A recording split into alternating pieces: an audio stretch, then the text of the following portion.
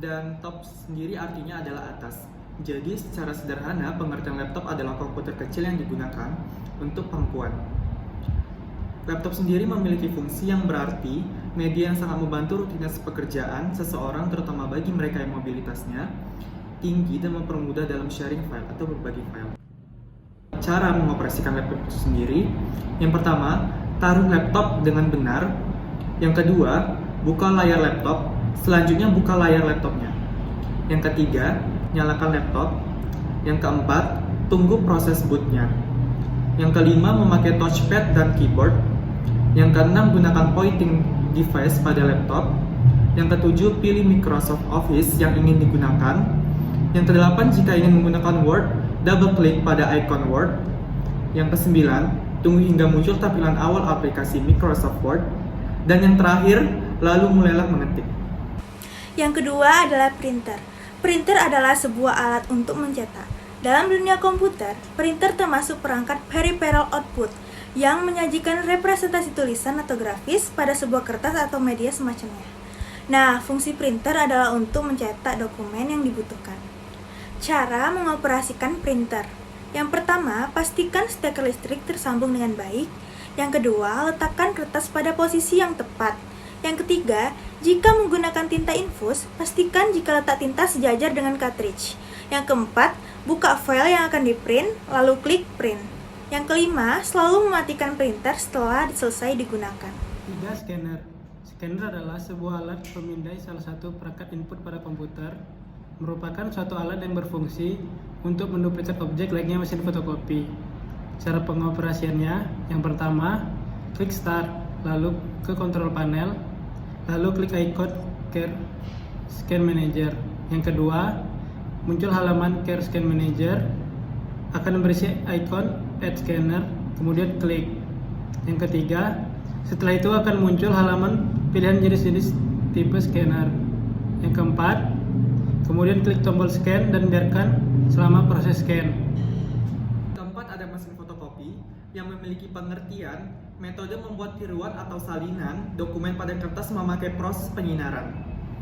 Terdapat fungsinya yaitu menyalin satu dokumen di atas kertas ke atas kertas yang lain dalam salinan hitam putih. Nah, di sini juga ada cara mengoperasikan mesin fotokopi itu sendiri. Yang pertama, hidupkan mesin fotokopi dengan menekan tombol on.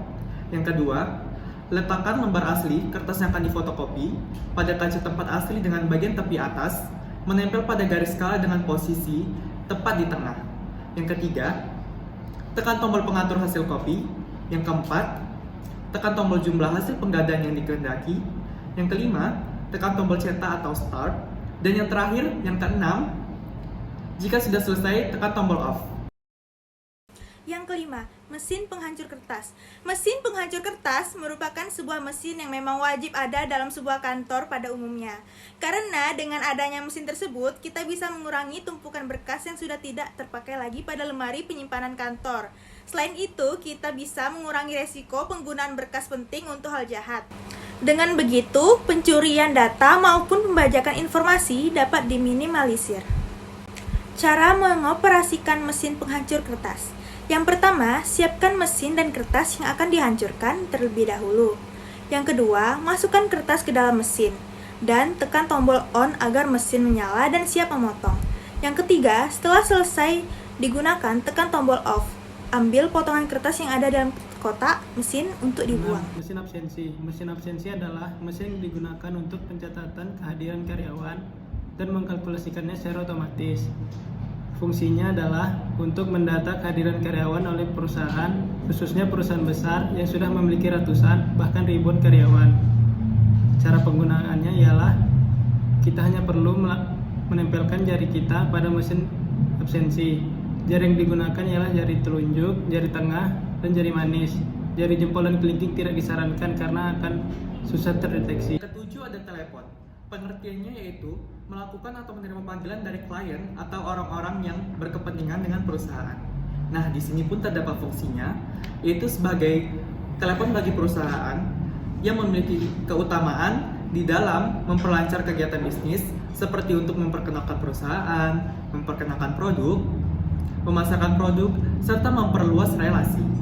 Nah, di sini pun juga ada cara menggunakan telepon, teman-teman. Di antaranya, yang pertama, mengangkat dengan segera bila telepon berdering. Yang kedua, memperkenalkan diri terlebih dahulu bila menerima atau menghubungi seseorang melalui telepon.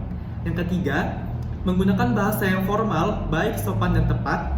Yang keempat, menyapa penelpon dengan sebutan ibu atau bapak.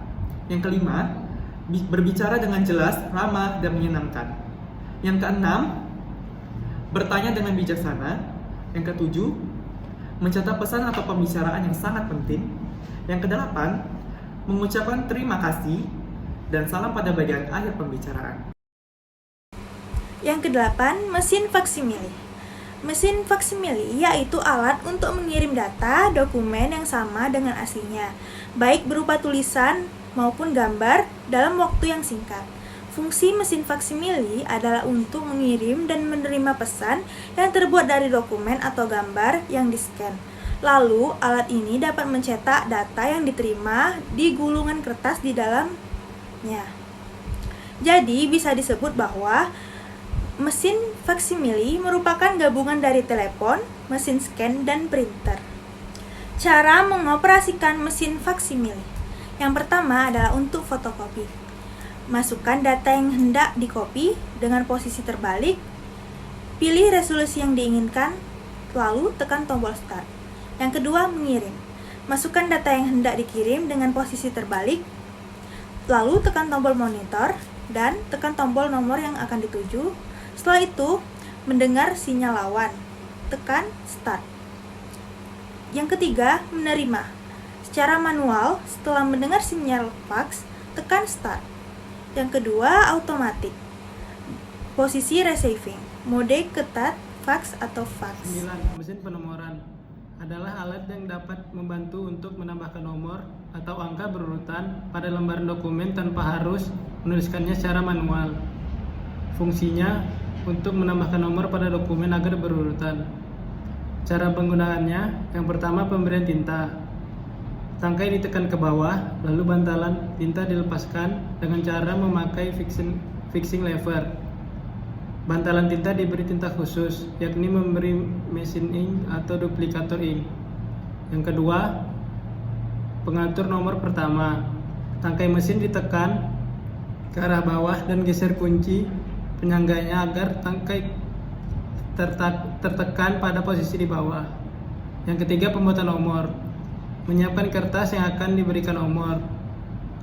Kemudian tekan handle ke arah bawah dan setelah itu ujung plat menunjukkan ditempatkan pada garis nomor yang tepat. Ke-10 ada mesin pencatat uang kas, di mana suatu peralatan mekanik ataupun elektronik ini untuk menghitung serta mencatat transaksi penjualan.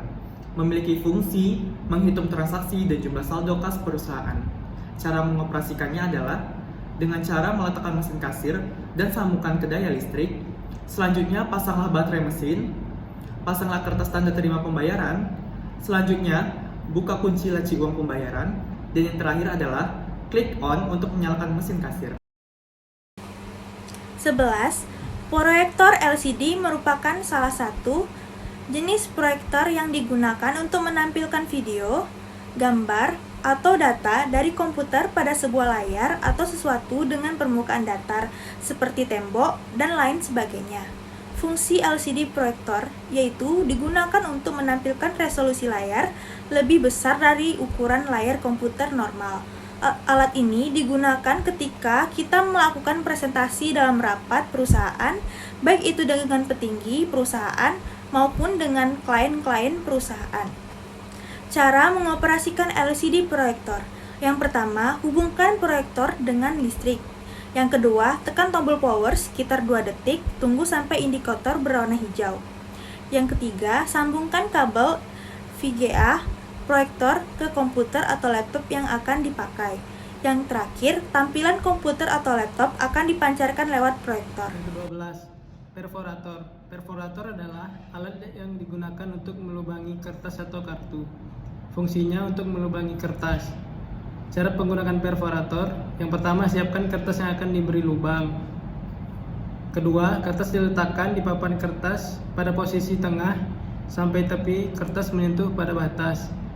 Yang ketiga, tangkai perforator ditekan dengan telapak tangan sampai kertas berlubang. 13 ada modem yang memiliki fungsi sebagai hardware atau perangkat keras yang berguna untuk mengubah komunikasi dua arah, yaitu mengubah sinyal digital menjadi sinyal analog dan sebaliknya. Fungsi modem lainnya yaitu alat pengubah sinyal, menghubungkan perangkat dalam jaringan, melakukan kegiatan modulasi dan demodulasi. Nah, di sini juga ada cara mengoperasikannya, yaitu klik icon jaringan di sebelah kanan bawah, lalu klik Open Network and Sharing Center. Yang kedua, pada daftar network setting ini, pilihlah Setup New, Connection or Network. Yang ketiga, pada pilihan connection ini, pilih Setup, Dial Up, Connection, klik Next. Dan yang keempat, pilih modem yang digunakan dan tekanlah klik Next.